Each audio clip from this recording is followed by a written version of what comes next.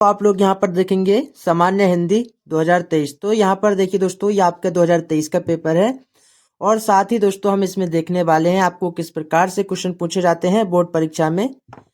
और साथ ही दोस्तों आपके वो सभी मोस्ट इंपोर्टेंट क्वेश्चन हम यहाँ पर देखने वाले हैं। यहाँ पर देखिए दोस्तों, आपका जो पूर्णांक है 100 नंबर का आपका पेपर होगा। तो यहाँ पर दोस्तों हम देखेंगे कि आपके 100 नंबर किस प्रकार से होते हैं। तो यहाँ पर देखिए, सबसे पहले आप प्रश्न पत्र देख लीजिए आपका किस प्रकार के प्रश्न आते हैं। यहाँ पर आपका खंड देखिए का है, जिसमें आपके बहुविकल्पीय प्रश्न दिए हैं। ये आपके दिए हैं, देखिए 5 प्रश्न आपको बहुविकल्पीय दिए हैं। तो यहाँ पर आपका है प्रताप नारायण मिश्र द्वारा संपादित पत्र का नाम था। तो यहाँ पर आपको बताना है। नीचे देखिए, बाणभट्ट की आत्मकथा के लेखक हैं। नीचे देखेंगे अशोक के फूल किस विधा की रचना है। और नीचे देखिए, भारत दूरदर्शन नाटक के रचनाकार हैं। नीचे आप देखेंगे इसमें से गद्य किस विधा में काल्पनिक प्रसंगों का स्थान नहीं है। तो यहाँ पर दोस्तों क्या दिया है, नहीं है। इस बात को आपको याद रखना है, आपको बताना है। तो दोस्तों हम इसमें आगे प्रश्न देख लेते हैं। तो यहाँ पर देखिए आपके बहुविकल्पीय 5 प्रश्न आते हैं, और जो प्रत्येक प्रश्न होगा आपका 1 नंबर का होगा। तो यहाँ पर दोस्तों 1 नंबर के ये 5 बहुविकल्पीय प्रश्न आते हैं, वो आप देख सकते हैं। तो यहाँ पर देखिए दोस्तों, आपके प्रश्न 2 में भी क्या दिए हैं, हिंदी साहित्य के आधुनिक काल की रचना है। तो दोस्तों आपको बताना है। यहाँ पर भी देखिए, ये भी आपके 5 प्रश्न दिए हैं, जिसमें आपके ऑप्शन दिए हैं।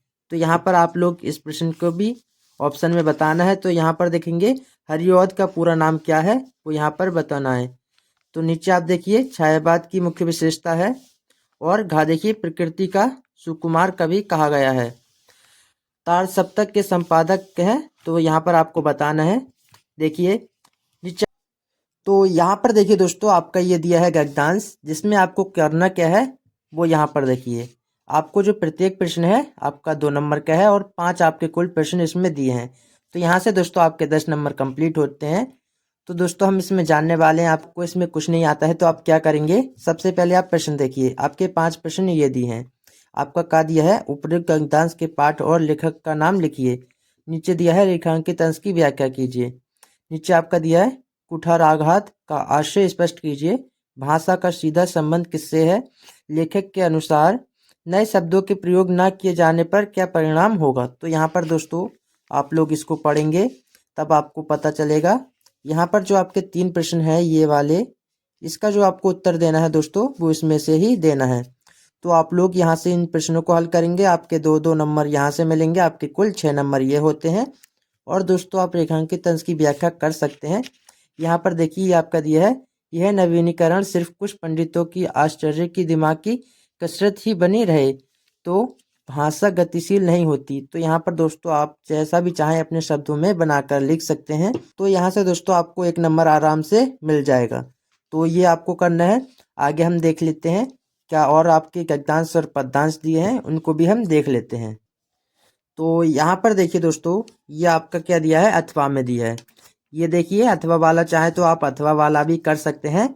आपको इसमें क्या है, देखिए आपका दिया है मातृभूमि पर निवास करने वाले मनुष्य राष्ट्र का दूसरा अंग है। तो यहाँ पर देखेंगे कि राष्ट्र का स्वरूप, ये आपका राष्ट्रीय स्वरूप के पाठ से लिया गया है, और इसके लेखक क्या है, वासुदेव शरण अग्रवाल हैं।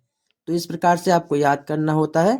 तो इसको दोस्तों आप, इससे आपको 2 नंबर मिलेंगे, पूरे 2 नंबर, क्योंकि यहाँ पर देखिए आपको कहा गया है उपयुक्त गद्यांश के पाठ का शीर्षक और लेखक का नाम। तो यहाँ पर देखिए पाठ का शीर्षक ही आपका है राष्ट्र का स्वरूप, और लेखक का नाम है वासुदेव शरण अग्रवाल। तो यहाँ पर दोस्तों आपके 2 नंबर कंप्लीट होते हैं। और दोस्तों आप रेखांकित अंश की व्याख्या कर सकते हैं। यहाँ पर पृथ्वी माता है और जन सच्चे अर्थों में पृथ्वी का पुत्र है।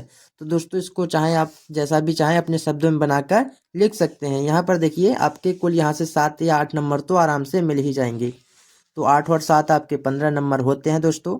इसमें दोस्तों आपको पास होने के लिए कुल 23 नंबर की जरूरत होती है। आप आराम से पास हो जाएंगे। नीचे आप देखिए प्रश्न आपका 4 दिया है, ये आपको दिया है। देखिए इसमें आपका क्या है, पद्यांश दिया है, और जिस पर क्या करना है, आधारित प्रश्नों के उत्तर आपको देना है। देखिए आपके 5 प्रश्न इसमें भी दिए हैं दोस्तों, आप चाहें इसको भी याद कर लीजिए। देखिए इसमें क्या है, पवनदूती का, और इसके लेखक क्या है, अयोध्या सिंह उपाध्याय, या इसको हरिऔध भी कहते हैं शॉर्ट फॉर्म में।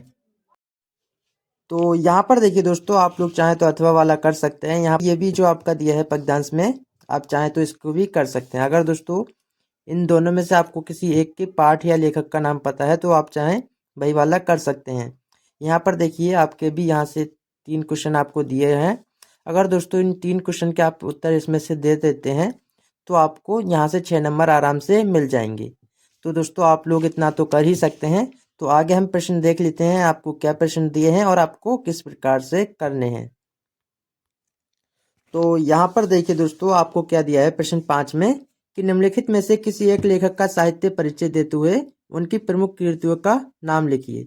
तो यहाँ पर देखिए दोस्तों आपको करना क्या है, आपको 3 ऑप्शन दिए हैं, डॉक्टर हजारी प्रसाद द्विवेदी, वासुदेव शरण अग्रवाल और प्रोफेसर जी सुंदर रेड्डी। तो दोस्तों इसमें करना क्या है, आपको आपके लिए इम्पोर्टेंट है डॉक्टर हजारी प्रसाद द्विवेदी, वासुदेव शरण अग्रवाल। तो इसमें से दोस्तों आपको क्या है, जीवन परिचय साहित्य परिचय जो भी है लिखने को आ जाए इसमें से, तो आप करेंगे क्या, सबसे पहले इसमें जीवन परिचय आता है तो इनकी तो जीवन तिथि और मृत्यु तिथि आपको लिखनी ही है। बाकी दोस्तों इसमें जीवन परिचय में आपको और क्या करना है, इनके माता पिता और बाकी फैमिली के बारे में इनको बता देना है। अगर दोस्तों इसके साहित्य परिचय आता है तो इसमें दोस्तों इनका कोई भी ऐसा काम हो जो इन्होंने किया हो वो आपको इसमें बता देना है, क्योंकि इनका साहित्य परिचय देना है। तो दोस्तों इन्होंने जो भी किया है अपने जीवन में वो आपको यहाँ पर बता देना है। तो दोस्तों कुल आपको 80 शब्द में ही लिखना है, ऐसा नहीं करना है दोस्तों।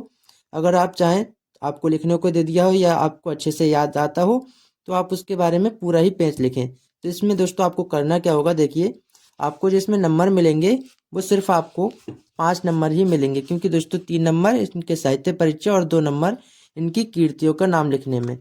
तो दोस्तों ठीक इसी प्रकार आपको नीचे करना है, इसमें आपके कवि दिए हैं तो इसमें भी आपको साहित्य परिचय देना है। देखिए आपको यहाँ पर 3 ऑप्शन दे रखे हैं, इनमें मैथिली शरण गुप्त और सुमित्रा नंदन पंत। तो ये दोस्तों आपके लिए इम्पोर्टेंट है, इनको आप तैयार कर लीजिए। तो यहाँ पर दोस्तों किसी एक को आपको लिख के बताना है। तो हम देख लेते हैं, नीचे देखिए प्रश्न 6 दिया है कि ध्रुव यात्रा अथवा पंचलाइट कहानी का सारांश अपने शब्दों में लिखिए। अधिकतम शब्द दोस्तों 80 शब्द ही हैं। तो इसमें दोस्तों आपको करना क्या है, पंचलाइट कहानी आपके लिए बहुत ज़्यादा महत्वपूर्ण है तो आप लोग इसको 100% तैयार कर लीजिए, क्योंकि दोस्तों इसका सारांश भी लिखना है या दोस्तों इसका कथानक भी आ सकता है। तो ये दोस्तों आपके लिए याद करना है। देखिए अथवा में क्या कर सकते हैं आप, बहादुर कहानी के उद्देश्य पर प्रकाश डालिए। अधिकतम शब्द सीमा 80 शब्द है इसकी भी। तो दोस्तों आपकी जो बहादुर कहानी है उसमें जो बहादुर नाम का लड़का होता है उसके बारे उद्देश्य क्या है वो आपको यहाँ पर बताना है। अब ठीक नीचे इसी प्रकार आप प्रश्न 7 देखिए क्या दिया है, स्वपठित खंड काव्य के आधार पर किसी एक खंड के प्रश्न उत्तर दीजिए। तो दोस्तों यहाँ पर करना क्या है, आपको क्या करना है, देखिए आपके अलग अलग जिला के हिसाब से यहाँ पर दिए हैं। तो दोस्तों हमारा जो जिला है रामपुर उसके हिसाब से क्या है, सत्य की जीत है तो आपको उसी में करना है। देखिए यहाँ पर क्या दिया, सत्य की जीत खंड काव्य के कथानक पर प्रकाश डालिए। अथवा क्या देखिए, सत्य की जीत खंड काव्य के आधार पर युधिष्ठिर का चित्रण कीजिए। तो दोस्तों यहाँ पर ये 2 प्रश्न आपके लिए करने हैं, इनमें से दोस्तों किसी एक आप कर सकते हैं। तो आगे हम प्रश्न देख लेते हैं क्या प्रश्न आपको दिए हैं। तो यहाँ पर देखिए दोस्तों आपका खंड खा दिया है जिसमें आपका क्या दिया है, प्रश्न संख्या 8। तो यहाँ पर देखिए क्या दिया है, दिए गए संस्कृत वाक्यांशों में से किसी एक का संदर्भ सहित हिंदी में अनुवाद कीजिए। इसमें क्या करना है, आपको इसका संदर्भ भी लिखना है, साथ ही दोस्तों इसका हिंदी में अनुवाद भी करना है। तो यहाँ पर देखिए संदर्भ लिखने के आपके 2 नंबर हैं और 5 नंबर इसके हिंदी अनुवाद के हैं। तो यहाँ पर देखिए 7 नंबर आपके कुल होते हैं। अगर दोस्तों इसका आपको संदर्भ नहीं याद है तो सिर्फ आप इसका हिंदी में अनुवाद कर दीजिए।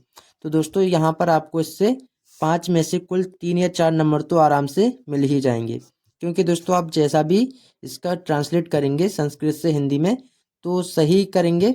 बाकी दोस्तों कोई भी जो कॉपी चेक करने वाले होते हैं वो इतने गौर से नहीं पढ़ते हैं। अथवा देखिए यहाँ पर आपका अथवा में दिया है, इनमें से दोस्तों आप किसी एक का करना है। खा देखिए क्या दिया है, दिए गए श्लोकों में से किसी एक का संदर्भ सहित हिंदी में अनुवाद कीजिए। तो यहाँ पर देखिए दोस्तों आपकी जो श्लोक दिए हैं इनमें से किसी एक का आपको संदर्भ भी लिखना है और हिंदी में अनुवाद भी करना है। तो दोस्तों ये आपके लिए ज़्यादा ही इम्पोर्टेंट है, क्योंकि दोस्तों यहाँ से आपके 2 नंबर और 5 यहाँ से आपके कुल 7 नंबर होते हैं। और दोस्तों इसमें क्या करना होता है, इसका जो हिंदी में अनुवाद होता है वो बहुत ही कम होता है। तो यहाँ पर दोस्तों इसका जो पार्ट होता है वो आपको लिए महत्वपूर्ण है याद करने के लिए। तो दोस्तों इसके बारे में बता दूंगा आपको कौन कौन से याद करने हैं श्लोक। तो देखिए प्रश्न संख्या आपकी 9 क्या दिया है कि निम्नलिखित मुहावरा एवं लोकोक्तियों में से किसी एक का अर्थ लिखकर वाक्य में प्रयोग कीजिए। यहाँ पर देखिए आपका दिया है कि भीगी बिल्ली बनना हाथ पीले करना। दूध का दूध और पानी का पानी करना, आँख का अंधा, नाम नयन सुख। तो दोस्तों यहाँ पर देखिए आपका क्या, हाथ पीले करना, विवाह करना। तो दोस्तों हम कह सकते हैं कि जो सीता है उसकी उम्र हो गई है और उसके हाथ पीले कर दिए जाएं। तो इस प्रकार से आपको बताना है। यहाँ से आपके 2 नंबर मिलेंगे, 1 और 1 2। तो दोस्तों आपको करना क्या है, किसी एक का ही करना है। 1 नंबर दोस्तों इसका हो जाएगा आपका इतने का, और दोस्तों आगे जो आप लिखेंगे उसका 1 नंबर। तो यहाँ से कुल आपके 2 नंबर होते हैं। तो ठीक इसी प्रकार से आप आगे देख लीजिए क्या प्रश्न आपको दिए। निम्नलिखित शब्दों के संधि विच्छेद के सही विकल्प का चयन कीजिए। तो दोस्तों यहाँ पर आपको ऑप्शन दे रखे हैं। देखिए यहाँ पर फर्स्ट दिया है कि रमेशा का सही संधि विच्छेद क्या होगा, तो रमा प्लस ईशा हो जाएगा। तो ये आपका ऑप्शन सही है। इति उत्तम का सही संधि विच्छेद क्या है, तो इति प्लस उत्तम। तो ये दोस्तों आप लोग इस प्रकार से आपको ऑप्शन बताने हैं। देखिए थर्ड क्या दिया है, उसका सही संधि विच्छेद क्या है, तो यहाँ पर दिया है उभो प्लस अपी। देखिए यहाँ पर आपके 1-1 नंबर करेंगे तो आपके 3 नंबर यहाँ से होते हैं। तो दोस्तों आपको कुछ भी नहीं आता है और आपको पास होना है, तो आप लोग इसी प्रकार से हल करेंगे। तो आगे देख लीजिए क्या प्रश्न आपको दिए हैं। देखिए खा दिया है आपका, दिए गए निम्नलिखित शब्दों के विभक्ति और वचन के अनुसार क्या करना है, सही विकल्प का चयन करना है। तो नीचे आप लोग प्रश्न देख लीजिए। इस प्रकार के भी आपको प्रश्न आते हैं कि आत्मनेय शब्द में विभक्ति और वचन है, तो यहाँ पर आपको बताना है। देखिए यहाँ पर नीचे दिया है नामनी शब्द में विभक्ति और वचन है, वो आपको यहाँ पर बताना है। तो आगे भी हम प्रश्न देख लेते हैं। तो यहाँ पर देखिए दोस्तों आपका प्रश्न 11 क्या दिया है कि निम्नलिखित शब्द युग्मों का सही अर्थ चयन करके लिखिए। आपका फर्स्ट दिया है द्रव और द्रव्य। तो इसमें दोस्तों आपका फर्स्ट जो है इसका मीनिंग होता है तरल, और द्रव्य का क्या होता है, धन। तो यहाँ पर देखिए तरल पदार्थ और धन, और धान्य, दान और देने योग्य, दवा और दया। तो दोस्तों इसमें जो आपका फर्स्ट ऑप्शन है वो आपका सही है। देखिए सेकंड आपका दिया है हरि और हर। इसका क्या मीनिंग होता है, हरि विष्णु और हर का क्या होता है, शंकर। तो ये आपका ऑप्शन सही है। इस प्रकार से आपको करने हैं। देखिए 1-1 नंबर आपको यहाँ से मिलेंगे, तो आपके 2 नंबर ये होते हैं। अब नीचे आप देखेंगे खा दिया है निम्नलिखित शब्दों में से किसी एक शब्द के 2 अर्थ लिखिए। तो दोस्तों यहाँ पर आपको 3 दिए हैं, किसी एक का आपको करना है। तो यहाँ पर देखिए तात दिया है पुत्र, पिता, मित्र, भाई। नीचे दिया है सेकंड तीर, किनारा, करण, सीमा, और नीचे दिया है कुल। तो यहाँ पर सब, परिवार, वंश। तो दोस्तों किसी एक का आपको करना है। आप जितने मर्जी चाहें उनके तैयार कर सकते हैं। देखिए करना आपको सिर्फ एक का ही। जैसे यहाँ पर तीर का आ जाए तो तीर को आपको 2 बताने, एक किनारा, दूसरा या सीमा बोल सकते हैं, या वर्ण। तो सिर्फ आपको 2 ही लिखने को आते हैं। अगर दोस्तों आप चाहें कि ज़्यादा लिखें, इससे आपको कुछ नहीं होगा, सिर्फ आपको नंबर यहाँ से 2 ही मिलने हैं। तो आगे हम प्रश्न देखिए देखते हैं। निम्नलिखित वाक्यांशों के लिए एक ही शब्द का चयन करके लिखिए। यहाँ पर दिया है जिसके भीतर की हवा का तापमान सम स्थिति में रखा गया हो। तो उसे क्या कहते हैं दोस्तों, वातानुकूलित कहते हैं। तो यहाँ पर देखिए आपको ऑप्शन में नहीं दिया था। तो इस प्रकार से दोस्तों आप लोगों को लगता है कि इसमें कोई ऑप्शन नहीं है, तो आप अपनी मर्जी से लगा सकते हैं कोई सा भी। यहाँ पर देखिए पीने की इच्छा रखने वाला क्या होता है, आपका पिपासु होता है। तो ये आपका ऑप्शन सही है। आगे देखते हैं हम प्रश्न क्या दिए हैं। तो यहाँ पर देखिए दोस्तों आपका घा दिया है निम्नलिखित में से किसी 2 वाक्यों को शुद्ध करके लिखिए। यहाँ से दोस्तों आपको 2 नंबर मिलेंगे। देखिए यहाँ पर दिया है आपकी पुत्री पद्मा बहुत बुद्धिमान है। नीचे क्या है, कृपया करके मेरे घर पधारिए। आपका यहाँ पर दिया है तुम्हें मन लगाकर पढ़ाई करना चाहिए। कानपुर एक औद्योगिक नगर है। तो यहाँ पर दोस्तों आपको देखिए औद्योगिक किस प्रकार से नहीं लिखते हैं, इस प्रकार से लिखते हैं कि कानपुर एक औद्योगिक नगर है, तुम्हें मन लगाकर पढ़ाई करनी चाहिए। तो दोस्तों आप लोग इस प्रकार से 2 वाक्य को शुद्ध करके लिखना है। देखिए आपका प्रश्न 12 क्या दिया है वो यहाँ पर देखिए, श्रृंगार अथवा करुण रस का स्थायी भाव बताते हुए उसका एक उदाहरण लिखिए। तो यहाँ पर देखिए आपका श्रृंगार रस अथवा करुण रस। तो इस प्रकार से आपको आ सकते हैं, श्रृंगार रस भी आ सकता है, करुण रस भी आ सकता है, या दोस्तों आपको हास्य रस या वीर रस भी आ सकता है। तो इसके ऊपर मैं आपको एक डिटेल वीडियो बना दूंगा आपके लिए कौन से इंपॉर्टेंट हैं। देखिए नीचे आपका दिया है अनुप्रास अलंकार अथवा उपमा अलंकार, लक्षण उदाहरण सहित लिखिए। तो दोस्तों यहाँ पर भी आपको 2-2 नंबर मिलेंगे। यहाँ से आपके 6 नंबर होते हैं। नीचे आप देखेंगे दोहा छंद अथवा स्वरठा छंद का लक्षण एवं उदाहरण लिखिए। तो दोस्तों ये आपके लिए महत्वपूर्ण है। नीचे आप देखेंगे प्रश्न 13 कि किसी दैनिक समाचार पत्र के संपादक नाम एक पत्र लिखिए जिसमें अपने गांव में फैल रही कोविड-19 संक्रामक बीमारी के प्रति मुख्य चिकित्सा अधिकारी का ध्यान आकर्षित किया गया हो। तो यहाँ पर दोस्तों कोविड-19 के बारे में आपको बताना है।